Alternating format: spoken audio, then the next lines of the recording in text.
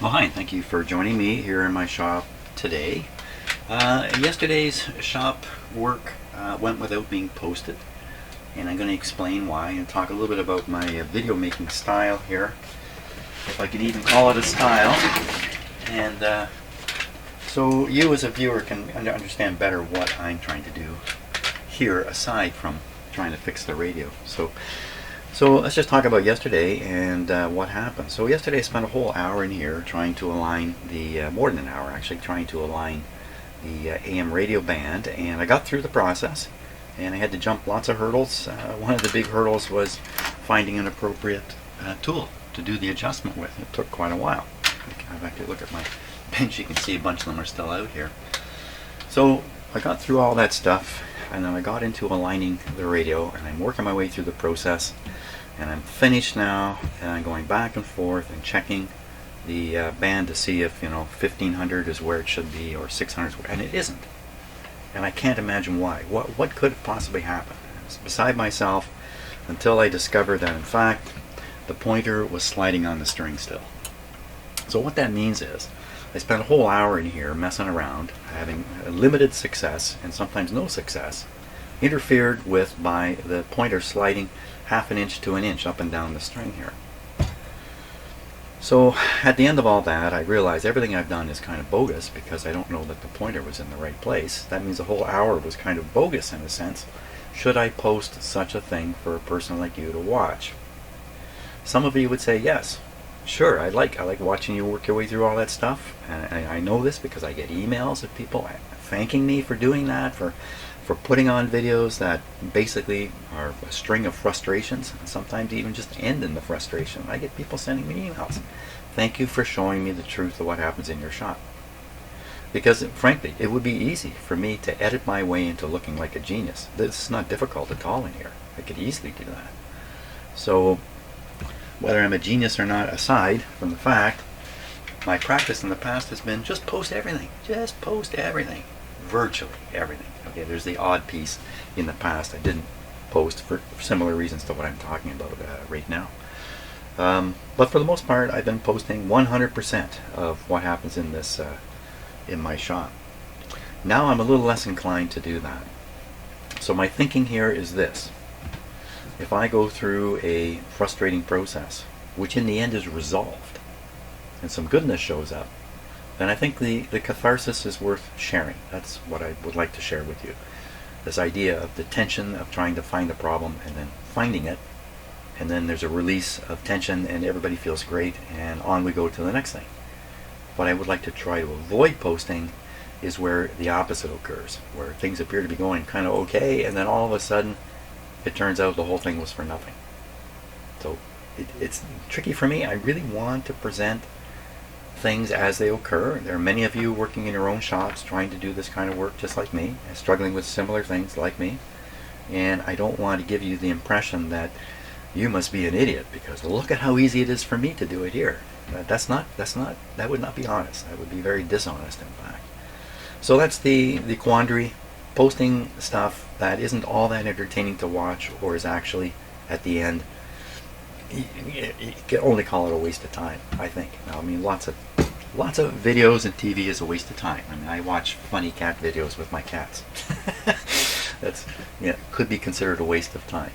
I think they think it's really important. My cats actually do watch cat videos. When they put them on the TV, my one cat, my orange cat, will sit on my lap and watch the TV very carefully. And I know he's watching it because he reacts. As things happen to the cats on the screen, he reacts on my lap. So okay, so that's enough talk about video stuff. Just one more thing. I'm trying my best to minimize the video effort I have to spend to make these videos. And you can understand why. I want to put the effort into fixing radios, not into fixing videos. So that's another factor in how my videos appear when you watch them. And you might wonder, well, why did you leave that in? Oh, why would you leave that in? I just don't want to take the time to find it, cut it out, piece the video back together so it makes some sense. And okay, now having explained all that, let's start dealing with the first problem, which is the slipping pointer. Now I did try to freeze it better yesterday by just bending these tabs, but it didn't really work. I can still move it. up and down. It's got a lot more grip now. Before, just a light finger touch would move this up and down, but say it won't. You know, this might be good enough. This might be good enough. But I have an idea. Let's just take a closer look at it before I try this idea. Oh my god, I talked for 5 minutes there. Okay. No, don't look that way. Look this way. Look this way. Let's take a look at this thing. It's a very simple deal. What's different about this one, I'm just waiting for my big screen to come on. What's different about this one from others is the curious way they've put the string through a little pipe and then put the pipe in. And you know, to me that right away says, hey, this isn't going to work. It's going to slide through the pipe. You know, the pipe was pretty straight through here until I bent these. I bent these pretty severely yesterday trying to lock it, so you can really see the bend in here now. And it does seem to have gripped it more than I realized, I think, maybe. So the question is this going to start sliding? No, you know what? I have to push it pretty hard. So my thinking, I woke up this morning, my thinking was, why don't I shove something into that little pipe there to wedge the string against the side of it? Like a little piece of wire or a little piece of stick. Like a toothpick or something of that sort. A little piece of wire would be interesting. But I don't know if it's really necessary. Here's what we're going to do. Here's what we're going to do. We'll leave it the way it is on the assumption that I've got it frozen good enough now. It's not going to cause a problem. Carry on and pay attention. And check periodically to see if this isn't moving in its location. And the easy way to check, we'll do it right now. We'll do it on the blurry camera. This comes up. It goes way past. Let's not do it on the blurry camera. Let's do it on the clear camera here. So the range of the pointer is slightly more than the size of the scale here between the stop dots here and the stop dots here. You can see I've gone past them here. So I'm going to push the pointer rather on the string, slide it until it's just beyond the stop bars. So I'm trying to center the range of the pointer on the range of the scale, because there's no instructions on how to set this up. Now there is a thing right in the middle here, right here. This very odd symbol here, which for the life of me I don't know what that means. It appears to be dead center of the scale. Doesn't seem to line up with any particular frequencies. I have done a radio once where in the middle of the scale all these dots lined up. They had arranged it so they were able to write the value of the pointer setting all the way up through all the bands. So you could put this thing in the middle and leave it, and then just work away at your signal generator and stuff like that. But this one's not like that. This one's not like that. Okay, so we go down to the bottom. What happens at the bottom? Just back up, get a little less parallax. So we go by about the same amount. Now what I'm doing is I'm trying to make it slip on the string here by doing abusive things. Now we'll go back up. So it feels to me like it just slipped there. It seemed to me I turned it and it hardly moved at one point. Seems that way. Actually all the way up it seems like that. Okay, probably isn't though. There we go. Just beyond the dots.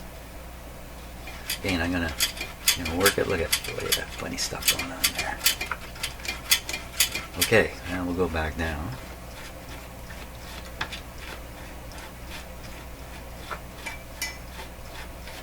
And where do we get to? Perfect, same spot. Okay, so it's staying on the string. Something else is slipping. The string is probably slipping behind the knob here, which is fine. Good, I think I got it. I think I got everything good here. So let's go back down. You start at 1500. The first step is 1500. Okay, so I'll get all the equipment operating and set up, and we'll start the alignment process, and with any luck, I'm going to go straight through it here, properly. Have we got any luck? Okay, I think I'm ready to get a start. I'll tell you what this is in just a moment. So let's just turn on the radio here. I think we're okay to go.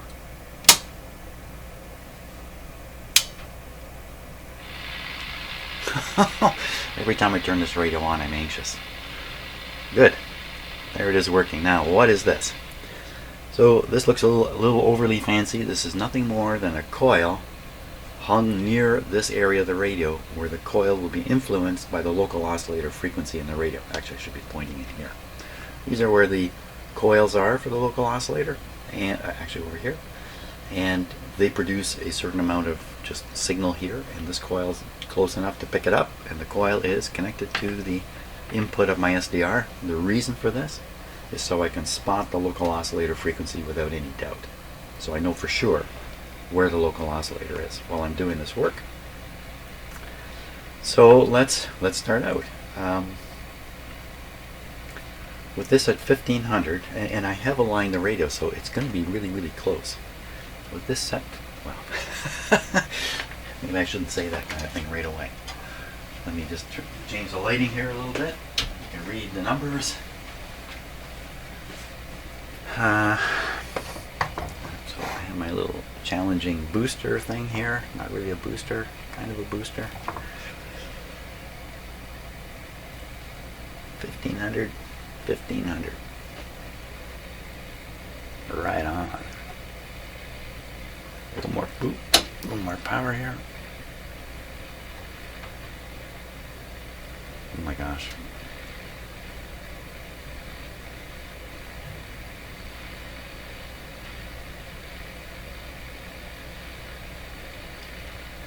I think it's right there.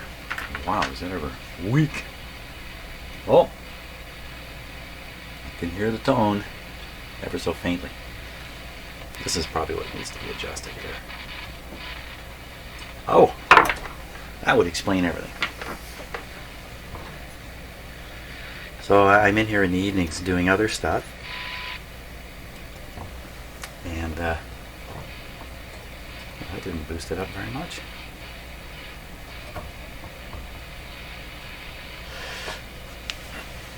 This will.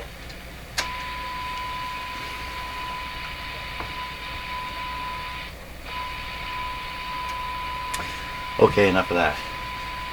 1487, 1500, not quite right. Close, not quite right. Now we'll go to the other end, see where we are with 600.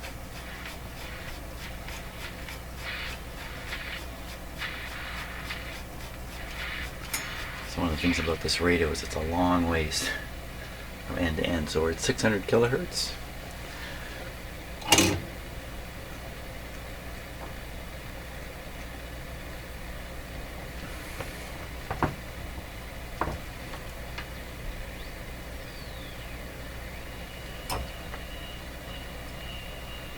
I have to put a scale on this guy at some point.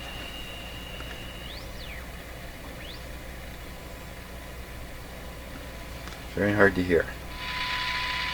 Listen again. So you hear this tone coming from the signal generator and a heterodyne.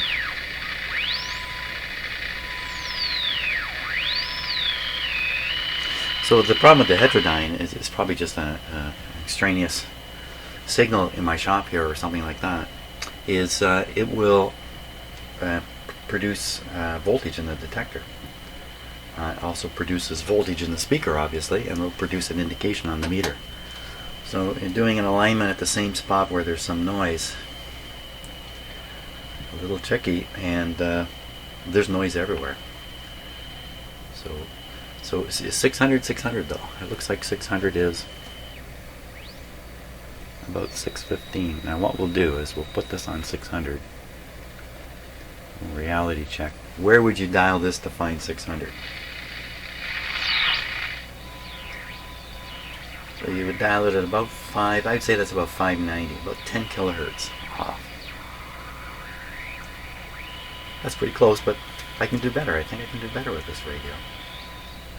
So we're going to follow the process. All we've been considering is how it lines up on the dial too. We haven't talked about, or done anything about the actual strength of the signal on that. Okay, so 1500. Okay, back up to 1500 here.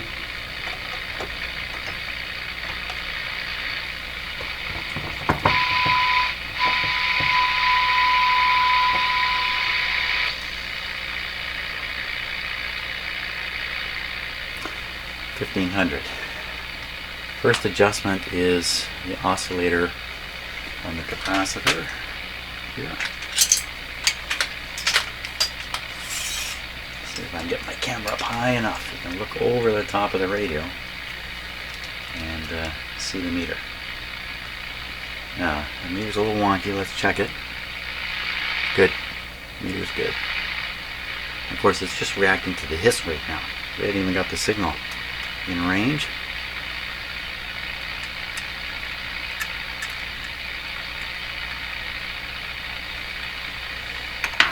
Not a big enough screwdriver there. Need one with a fairly fat handle to get some control on it. It's a bit of a capacitive. There was some kind of charge on the screwdriver shank when I touched it.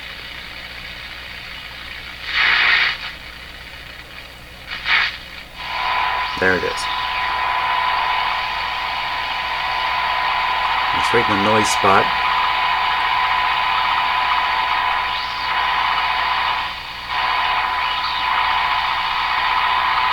But I'm not going to be fooled. I will not be fooled. So there we are. It's good at 1500. Now we're going to go to the other end of the band here, and we'll see what happens with the 600.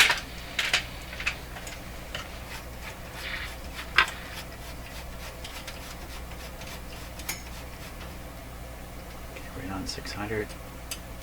So when the radio's sideways, in some radios the pointer will dip because of gravity. So this one's not. This one's pretty good. It's holding right in there. 600. Let's see if we can get 600 on to come in.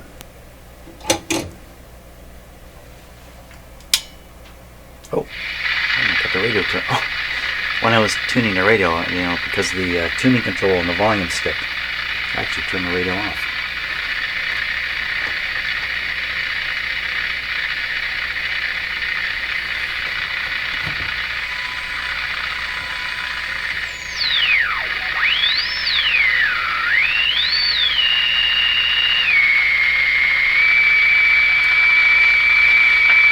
So again, we've got some interfering signal giving us the heterodyne. Now, this next stage here is a little more tricky. This is part of what I figured out yesterday working in here.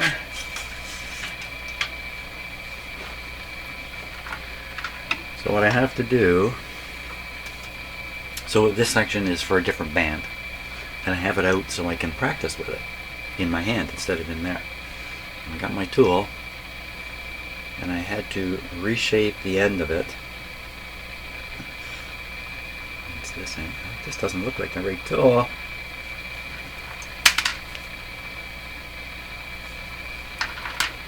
Oh, here it is, here it is. So I had to reshape the end of it, get it to fit into the slug. It's in there. Slugs are very loose, at least the couple I've turned are very loose, which is great, because this kind of alignment tool has a big problem, and we're going to hear it when I go to do it. So I'll pretend I'm the slug. I'm the slug. So I'm sticky slug though, I'm stuck. As I turn the shaft takes up the strain in here by twisting, and the slug not moved yet.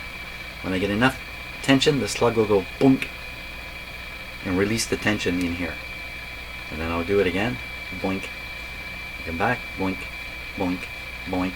What if I have to get it between two boinks? Good luck. You'll never get there with this, and that can be the problem, because that boink, the between the boink is where you want to be. Now before I make a mistake here, because I'm talking too much, the oscillator right, where's that piece of paper? It's not on a piece of paper. Where's the, just let me quickly check this diagram here. Quickly check, quickly, yeah, it is. It is oscillator, RF, and antenna.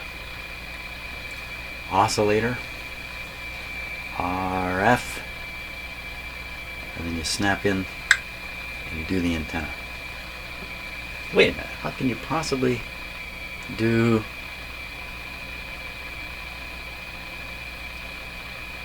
do the oscillator with the antenna out.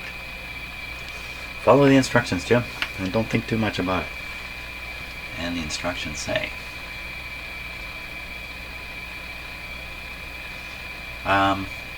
oscillator trimmer. Oh, something I missed. RF trimmer on gang. I never did this. Up at 1400. Oh, I've never done this. Let's go back. I missed this. I missed this. Okay, we're going to go back to 1400. 1400.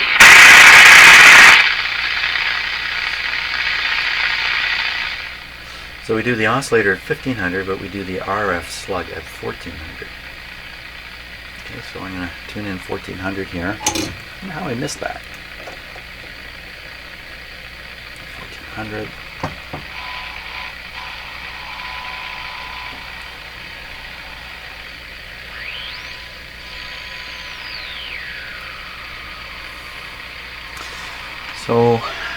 So the slug I'm going to do is an RF trimmer.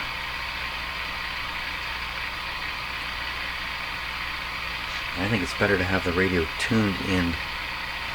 I don't want this set to 1400 and that set to 1400, but they actually don't match. I'm going to get these matching.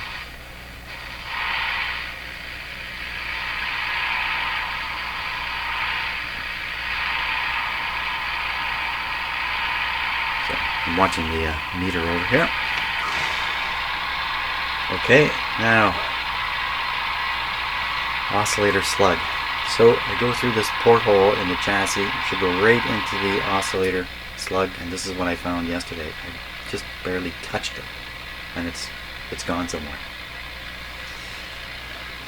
I didn't mention that till now, but it's really super sensitive to all these things.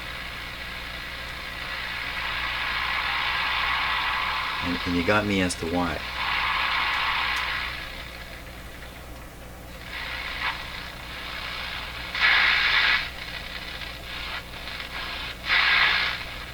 Where did the signal go?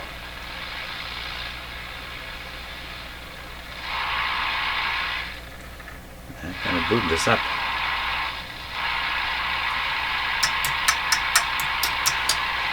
Okay, boomed that up totally. No, I didn't. No, I didn't. No, I didn't. No. Yes, you did. No, wait.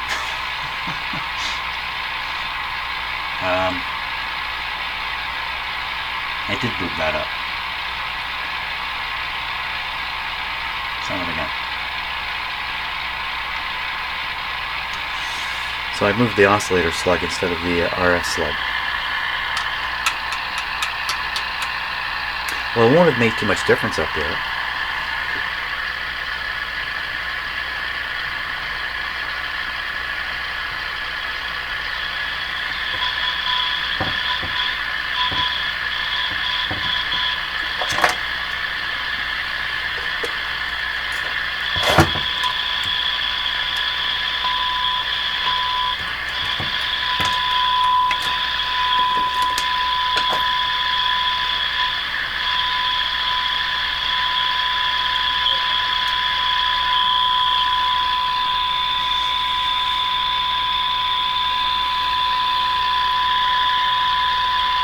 Okay, let's do this right, supposedly. And into the RF slug. Trying anyway. There. So what happened was the tool just slipped into the slug itself. It must have touched the slug and then just a hair trigger. So I'm quite worried about this. You see, it's just like it's disappeared now. Why would touching the slug be that sensitive?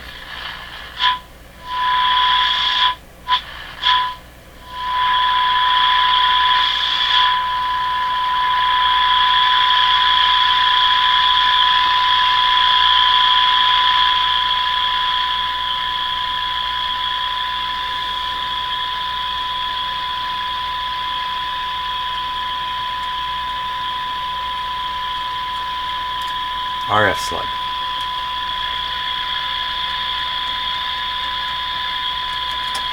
Doesn't seem to be sensitive at all.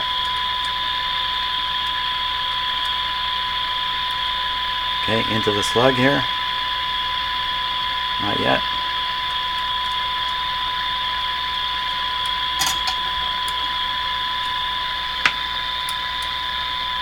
There we go. Okay, I'm in.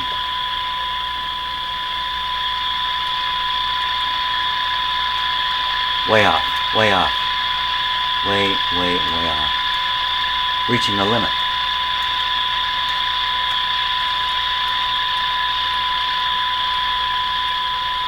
I don't like the looks of that.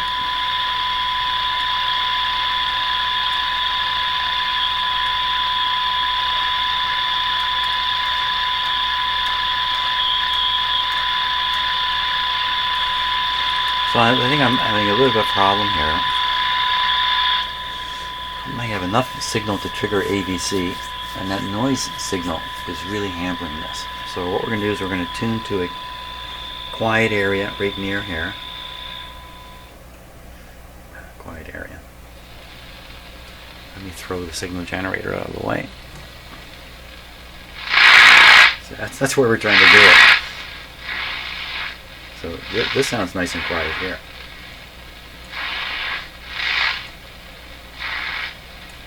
Let's try this nice quiet spot.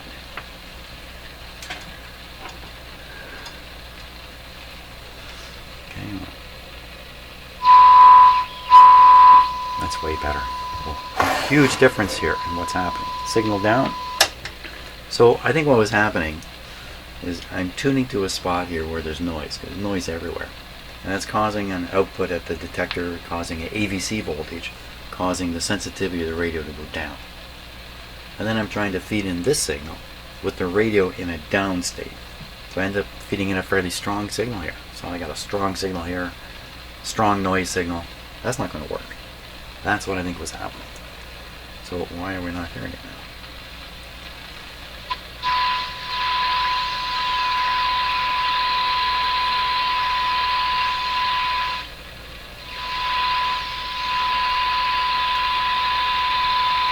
Okay, tuned in nice. So this is an antenna transmitting to a receiving antenna here, and as I turn the radio, it has an effect on it too. I'm gonna make sure I got an idea of all the things that are affecting this. Let's just turn it down a bit. Okay, there we go. Okay, I think I'm right in the slug. Down. Down. So I managed to get it to the spot. I managed to get it to the right spot.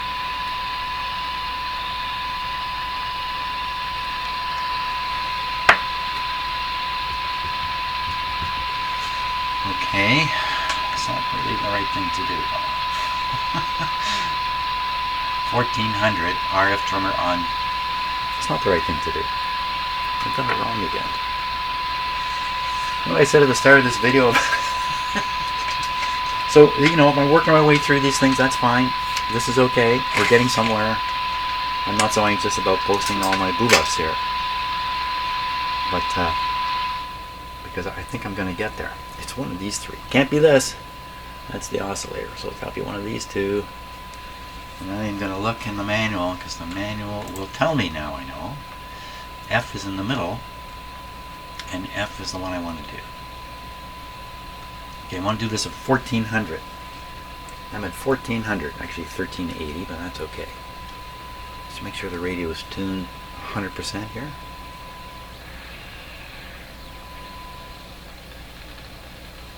A little more in the meter.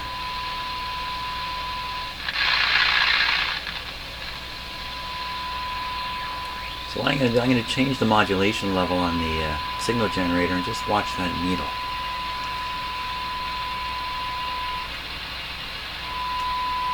No, that's good. So modulation's around 30%. Good. Now we do the capacitor. Great big fat screwdriver. A static discharge there. Okay, watching the meter.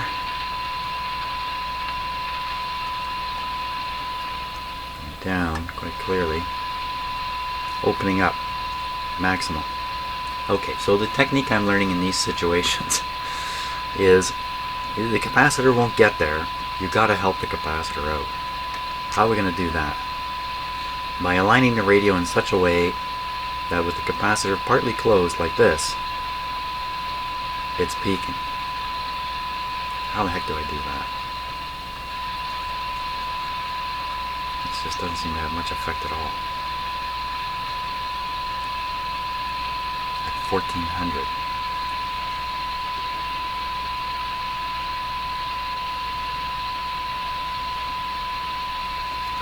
Okay, well, we'll just follow the instructions. I don't know what else to do.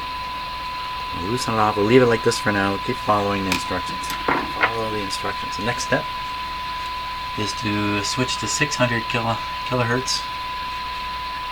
Do the oscillator and RF slugs. That's the key word, Jim. The word slugs. That's what you got to watch for in the manual. 600.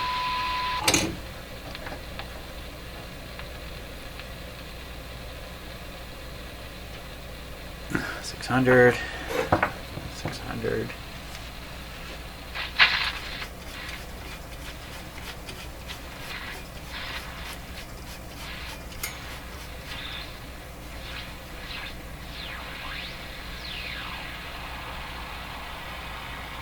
So 600 would be here.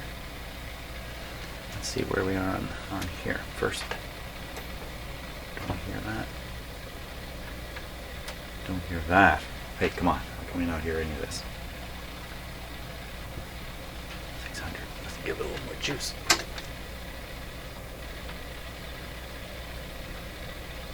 Because I fooled around with those slugs by accident and I really knocked the wind out of this radio. Very hard to hear. Wow. Okay, so in this position now, 600 oscillator and RF slugs. Let's do the RF slug, the one I messed up first. And see if we can't find that. I just drained the life out of this radio here.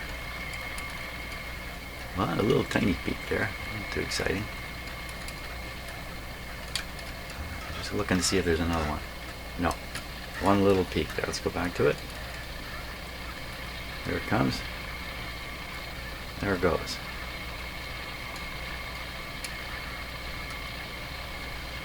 Okay, now an oscillator slug to get this onto 600. It's right on 600.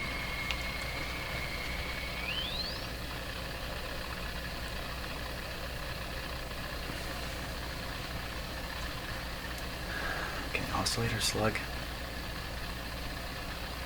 Right, slug.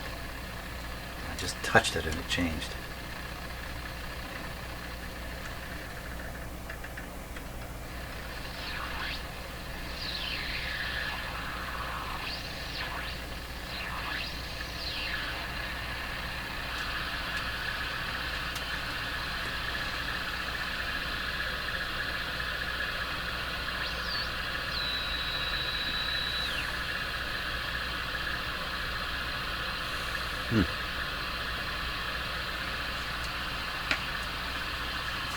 Really poor reception here.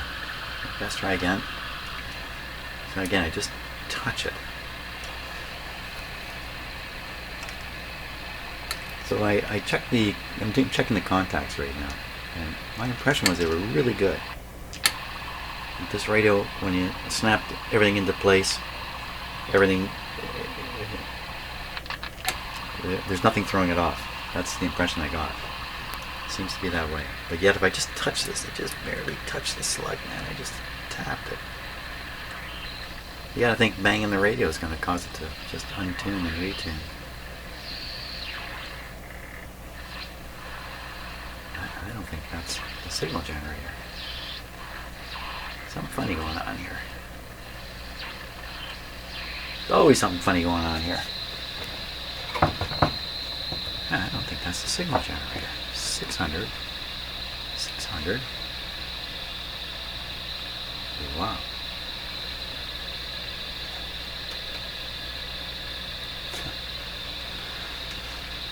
Right in the middle of making things strong, it just all disappears.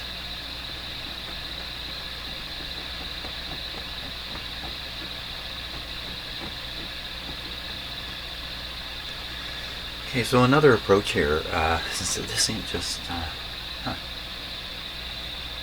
is to look at the local oscillator frequency more directly using the SBR. So I'm going to stop, get that on the screen. We'll carry on with that bit of information in our back pocket while we're working here.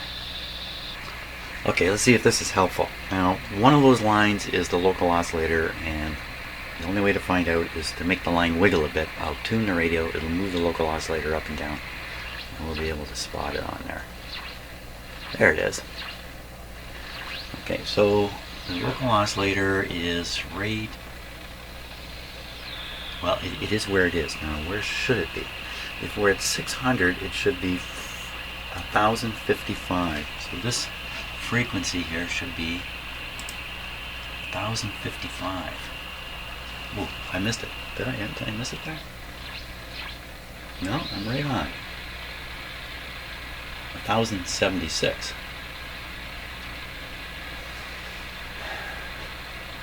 So I should really force the local oscillator using the SBR down to where it should be. Okay, now let's get this right, because I have a good chance of getting it correct here. So the lower end of the band done with the slug in here. And we want it down to, let me put the red line where we want it, or I'm not going to find it, I'm not going to get it. There. We want to get the local oscillator line to come there.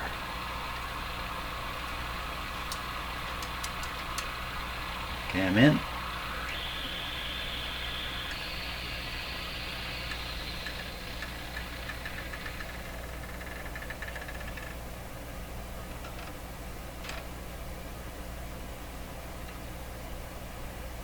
Sounds pretty quiet to me.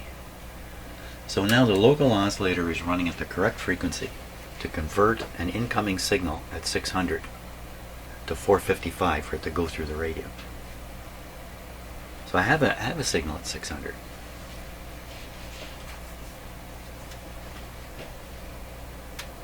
Strong signal.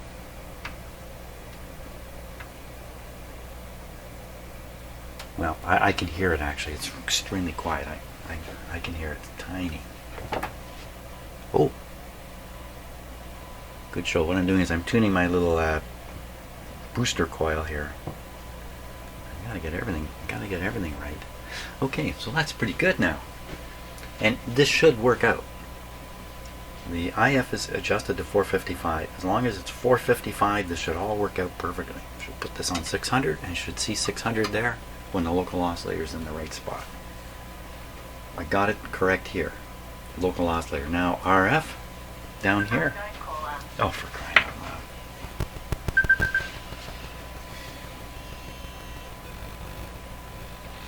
Hello. Okay, hey, that was a real phone call. Now, let's see. Threw me completely off. Where am I here? So this is all lined up at 600, and did I do the RF? I don't remember now. Oh, for crying out loud.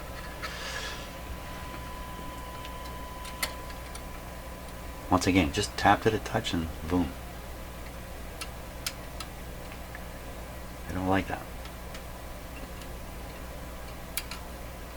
Almost hints there's a cold joint in the cold solder joint or something of that sort in here. Okay, I'm in the slug. Tune the radio.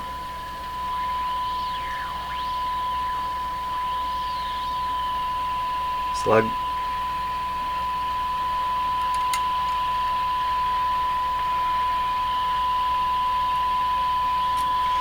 Check everything.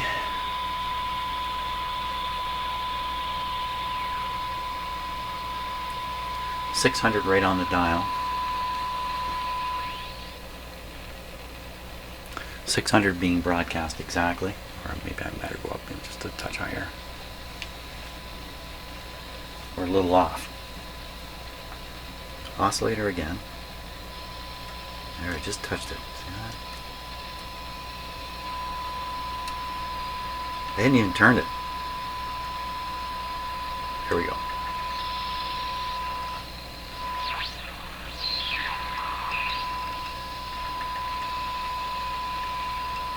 Yes, another signal right there. It's just tricky to tell who you're optimizing. I think that's it. RF side.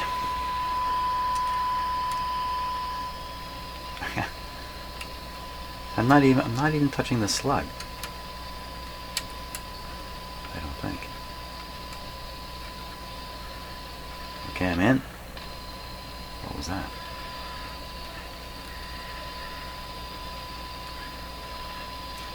Slug seems maxed out pretty much where it is.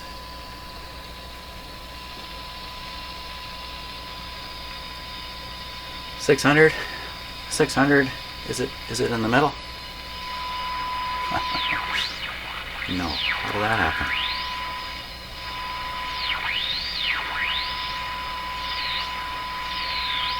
Yeah, try it again.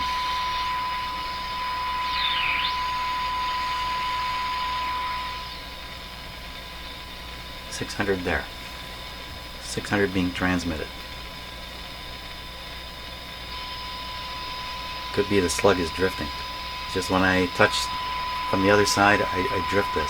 Look at that. I haven't turned it. So I don't think I'm going to get there.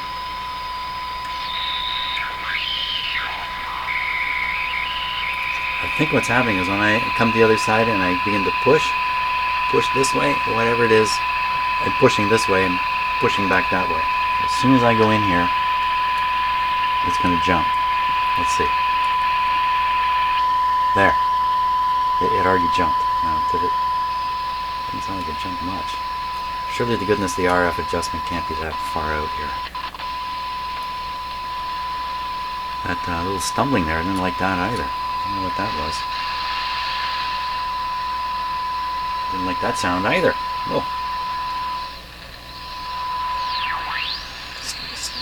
Still likes it down here.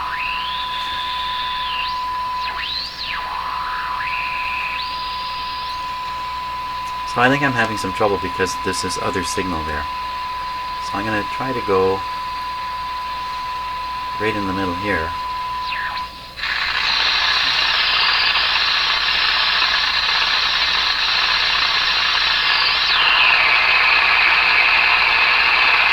That's not good.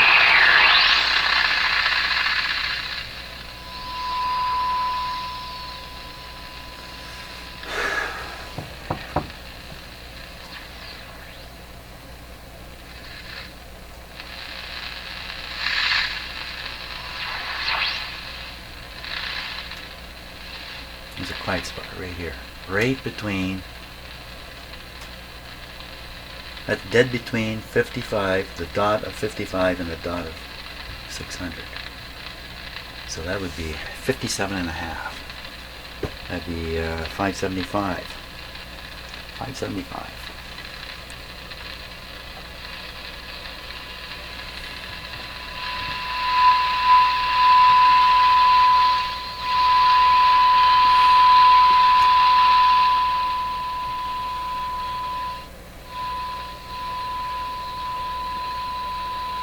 $577. It's really close. If I did 570, it's barely off. Okay, I think I'm splitting hairs at this point. And there's enough shakiness in here that you can't split those hairs. So we'll say this is good at this end. We'll go up to the other end. The other end. Let disaster reign up there.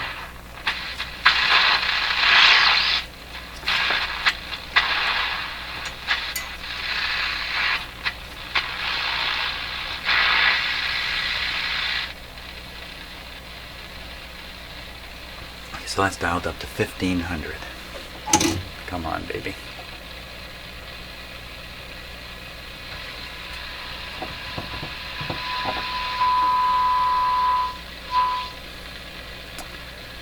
So we get 1485. Let's find out where 1500 is on the radio.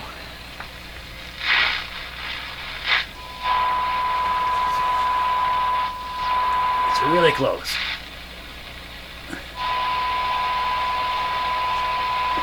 Okay, let's try bringing it back.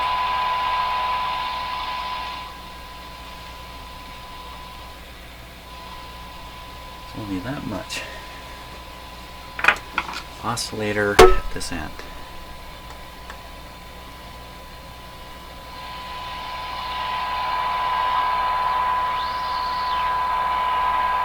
Okay. RF at this end.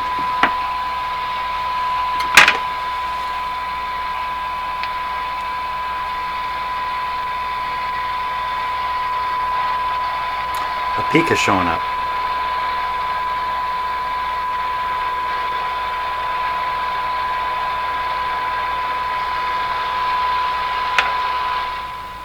$1,500.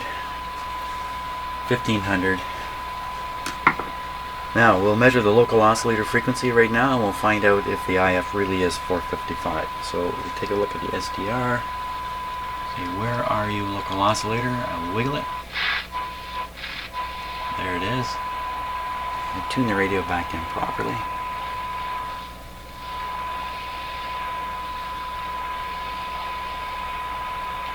Okay. And the frequency we are on is right up here. 1955. That's 455 above 1500. That's right on the money. Okay, so everything makes sense. It's one of the few times in my whole life where everything makes sense. Now we'll go back, we'll check. Well, it's 600. I moved the oscillator adjustment quite a bit. So a good chance no longer going to pick up 600 at 600.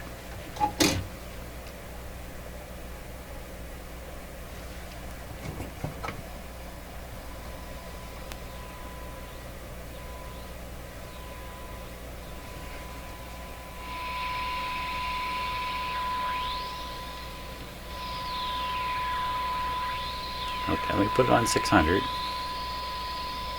Let's see what that looks like on the radio. So I'm looking at the meter, peeking it, and I'm looking. You know what? Can I get much closer?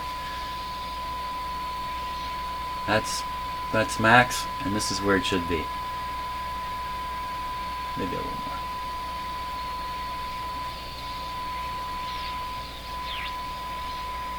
Well, maybe the tiniest amount. Let's do it. Got this far. Let's do it. This end, it's slugs. Oscillator, as soon as I go in, it's going to jump. There it goes. Did a little jump. Now, tune up, watching the meter. Listening to it too. That's got to be it there.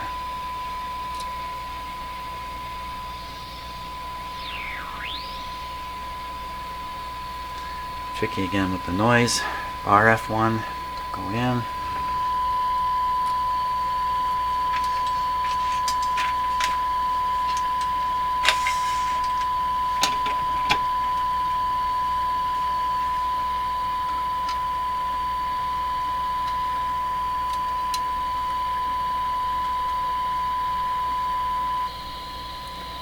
Okay, whatever it was has shifted. I think I'm right about the shifting left and right. Something in there that's able to shift ever so slightly. Okay, you can't see the meter, but I can. But the radio is shifted, so we'll leave this hanging in here. I'm going to tune the radio. This may be a mistake right here. I'll have to do the RF to line up with the other guys.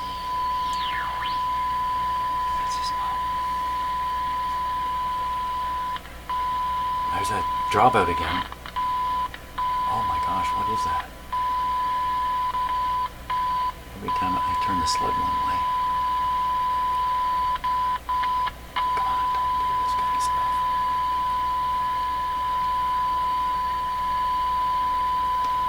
That's it. she's a done. Now, what do we got? I can't believe it. I actually managed to align this radio. No way. Really? Come on. Okay, let's cut this back in. Find out what the truth is. So, to get the truth... Oh, this might have been why we're having a little bit of trouble. So, this is hooked up to an outdoor antenna, this loop, and I'm just going to hang it on the AM loop at the back of the radio here, or get it close to it anyway. And that'll just help with a little bit of signal here in the shop. Oh my gosh, is this actually going to work?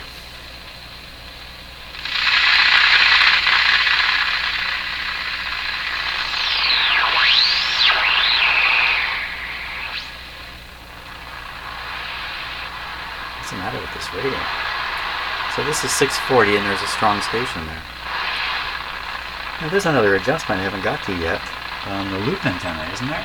Isn't there an adjustment right on the loop antenna? 1 second here.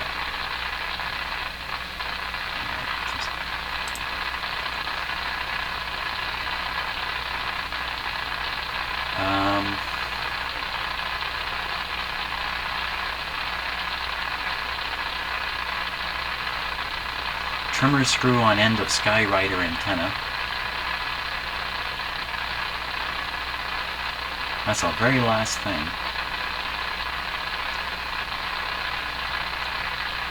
Antenna trimmer side of tuner.